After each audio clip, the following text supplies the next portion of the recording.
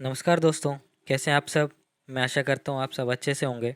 मेरा नाम है निखिल और मैं आपका स्वागत करता हूँ अपने चैनल नॉलेज ट्रैकर पर।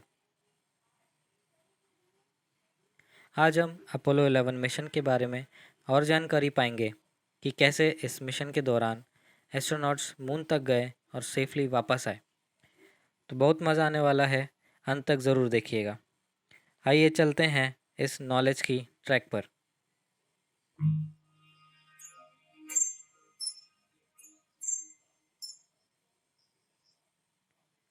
जैसा कि हम देखें, अर्थ से मून की दूरी 3,84,400 किलोमीटर्स की है।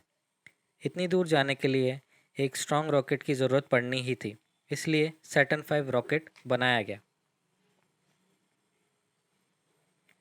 आइए जानते हैं इस रॉकेट के बारे में। ये देखिए सैटर्न 5 रॉकेट को लॉन्चिंग साइट की तरफ ले जाते हुए। इसको बनाने में अहम योगदान दिया था एक German engineer Wernher von Braun ने। इनकी भी बहुत रोचक कहानी है। वर्ल्ड वॉर 2 के दौरान इन्होंने जर्मनी के लिए V2 मिसाइल्स बनाई थी, अलाइड फोर्सेस पर हमला करने के लिए।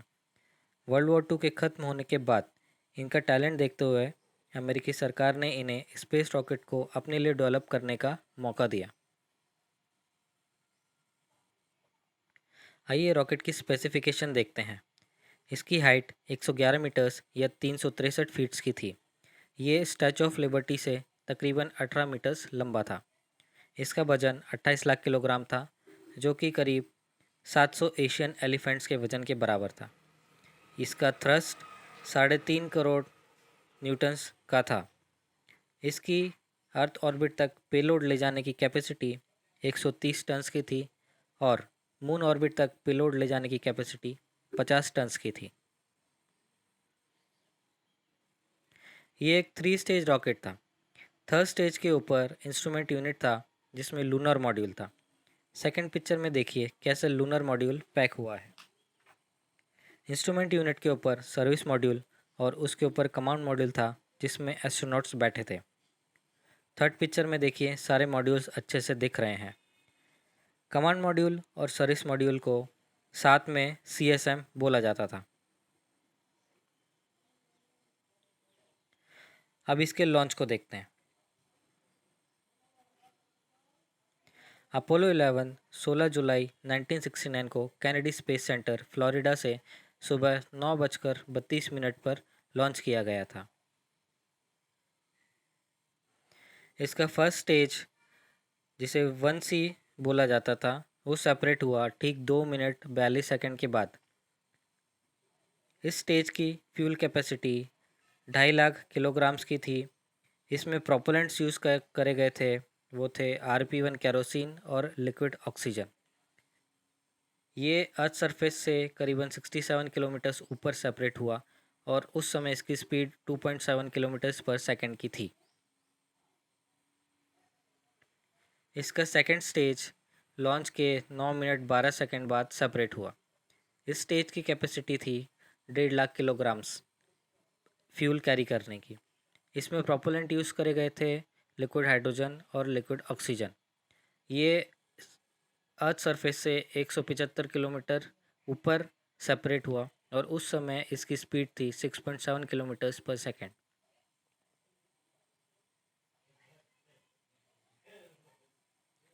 ठीक लॉन्च के 11 मिनट बाद स्पेसक्राफ्ट पार्किंग ऑर्बिट में पहुंचा। ये 190 किलोमीटर्स ऊपर था अर्थ सरफेस के। स्पेसक्राफ्ट की स्पीड उस समय थी 28,000 किलोमीटर प्रति घंटा की। स्पेसक्राफ्ट पार्किंग ऑर्बिट में इसलिए जाता है ताकि अपने आगे के सफ़र के लिए तैयार हो सके। इस पार्किंग ऑर्बिट में अपोलो 11 स्पेसक्राफ्ट ने करीबन अर्थ का 1.5 बार ऑर्बिट किया और मून तक जाने के लिए रेडी हुआ। ये देखिए पार्किंग ऑर्बिट से मून का व्यू कितना अच्छा दिख रहा था।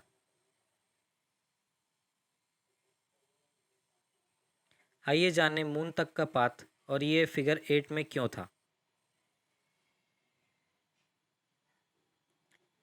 ये देखिए, इस पिक्चर में हम देख सकते हैं कि पाथ 8 जैसा बना है। इसमें मून की 3 पोजीशंस दिखाई गई हैं। सबसे नीचे मून की पोजीशन जब अपोलो 11 लॉन्च हुआ था। सेकंड में जब अपोलो 11 मून के ऑर्बिट में आया था। और थर्ड में जब लूनर मॉड्यूल लैंड हुआ था मून पर। अब जानते हैं कि ये पाथ फिगर 8 में क्यों है। जैसा कि हम जानते हैं, अर्थ रोटेट करता है वेस्ट टू ईस्ट। इसी प्रकार मून भी रोटेट करता है वेस्ट टू ईस्ट।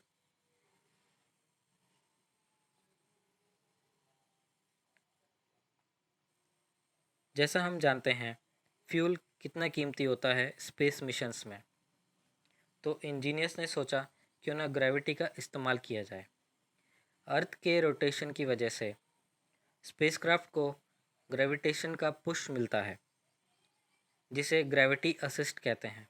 इससे कम फ्यूल यूज़ होता है और स्पीड भी मेंटेन रहती है आगे जाने के लिए। इस प्रोसेस को ट्रांसलूनर इंजेक्शन बोलते हैं। इसी तरह जब स्पेसक्राफ्ट मून के ऑर्बिट में पहुंचता है तो मून की ग्रेविटी उसकी स्पीड कम कर देती है और उसमें भी फ्यूल कम यूज़ होता है स्पेसक्राफ्ट की स्पीड को स्लो करने के लिए।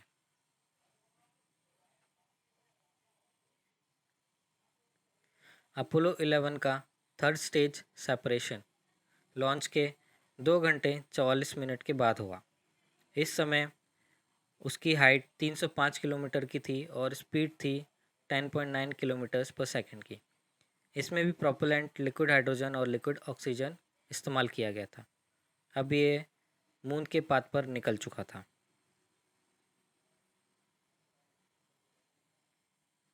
लॉन्च के 3 घंटे 14 मिनट बाद CSM और इंस्ट्रूमेंट यूनिट का सेपरेशन हुआ ताकि अननेसेसरी लोड को कम किया जाए। अब आगे के सफ़र पर सिर्फ CSM और लूनर मॉड्यूल ही थे। ये देखिए कैसे पैनल ओपन हो रहे हैं और CSM अटैच हो जाएगा। इसमें लूनर मॉड्यूल ऊपर आ रहा है और इंस्ट्रूमेंट यूनिट सेपरेट हो रहा है। अब CSM 180 डिग्री टर्न होता है और लूनर मॉड्यूल से कनेक्ट होता है। इसमें आप डॉकिंग प्रोसेस को और अच्छे से देख सकते हैं।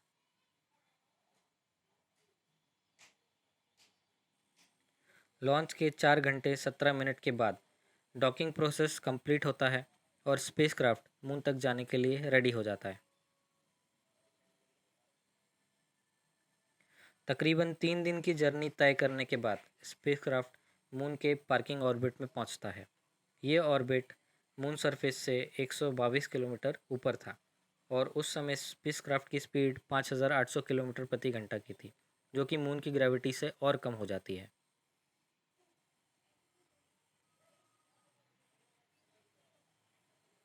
अब यहाँ पे लूनर मॉड्यूल और CSM सेपरेट हुए। यहाँ से लूनर मॉड्यूल मून पर लैंड होने गया, जिसमें नील आर्मस्ट्रॉन्ग और एडविन एल्ड्रिन थे, और CSM ऊपर ही मून का ऑर्बिट करने लगा, जिसमें माइकल कॉलिंस रुके। इस फर्स्ट पिक्चर में देखिए लूनर मॉड्यूल CSM से और सेकंड पिक्चर में CSM लूनर मॉड्यूल से कैसा दिख रहा है।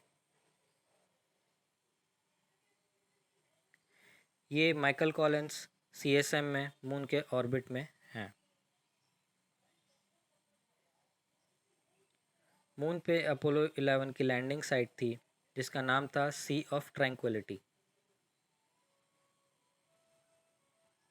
ये देखिए लूनर मॉड्यूल मून तक जाते हुए। लूनर मॉड्यूल मून पर लैंड हुआ लॉन्च के ठीक 4 दिन 6 घंटे 45 मिनट बाद।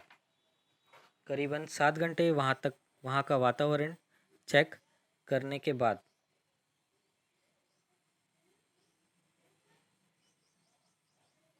मिशन कमांडर नील आर्मस्ट्रॉन्ग 21 जुलाई 1969 को 4 दिन 13 घंटे बाद मून पर उतरे।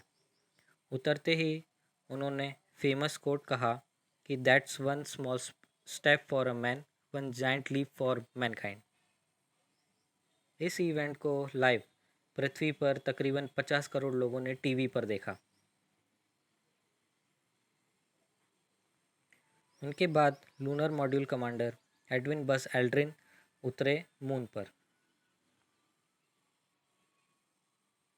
दोनों ने एक्सपेरिमेंट्स किए लूनर सरफेस पर। आर्मस्ट्रॉन्ग और एल्ड्रिन ने 21 घंटे 36 मिनट तक एक्सपेरिमेंटेशंस किए मून सरफेस पे। आइए देखते हैं कौन से एक्सपेरिमेंट्स किए गए उनके द्वारा। सबसे पहले अर्थ और मून के बीच की एक्यूरेट दूरी को पता करने के लिए लेज़र रेंजिंग रेट्रो रिफ्लेक्टर को यूज़ किया गया। फिर मून क्वेक्स पता करने के लिए पासिव सेस्मिक एक्सपेरिमेंट्स किए गए। उसके बाद सोलर विंड्स के कंपोजिशन पर एक्सपेरिमेंट किए गए कि सूर्य की जो किरणें होती हैं और जो सूर्य से जो हवाएं आती हैं वो किस कंपोजिशन में बनी हुई हैं। उसके बाद लूनर की सतह को जानने के लिए उसका कंपोजिशन टेस्ट किए गए और करीबन 21.5 किलोग्राम अपने साथ लाया गया। ये देखिए मून से पृथ्वी का व्यू कैसा है। अभी हम जानते हैं कि एस्ट्रोनॉट्स वापस कैसे आए। लूनर मॉड्यूल 2 स्टेज से बना था, जिसमें डिसेंट स्टेज मून पर ही रहा और एस्ट्रोनॉट्स असेंट स्टेज में बैठ के सीएसएम तक के लिए रवाना हुए। ये देखिए एसेंट स्टेज सीएसएम तक जाते हुए। एसेंट स्टेज जब सीएसएम से मिला तब नील आर्मस्ट्रॉन्ग और एडविन एल्ड्रिन सीएसएम में बैठ गए और एसेंट स्टेज को उधर ही छोड़ दिया स्पेस में। अब सीएसएम ने अर्थ तक जाने के लिए ट्रांस अर्थ इंजेक्शन प्रोसेस किया और अर्थ के पाथ पर रवाना हो गया। तकरीबन 3 दिन की जर्नी के बाद सीएसएम अर्थ के ऑर्बिट में आया। यहाँ पर कमांड मॉड्यूल सर्विस मॉड्यूल से अलग हो गया और सिर्फ कमांड मॉड्यूल अर्थ में री एंट्री के लिए आगे बढ़ा, जिसमें तीनों एस्ट्रोनॉट्स थे।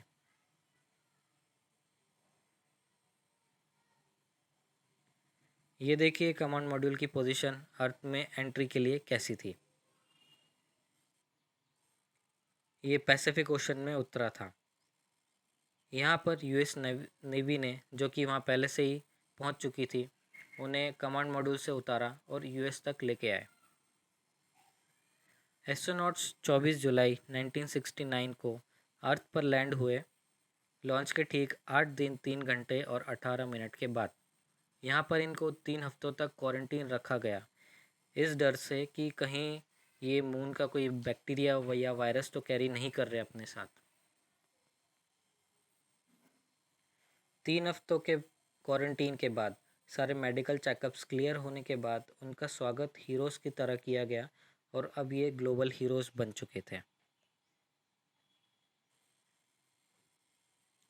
धन्यवाद दोस्तों, मैं आशा करता हूँ आपको ये वीडियो अच्छा लगा होगा।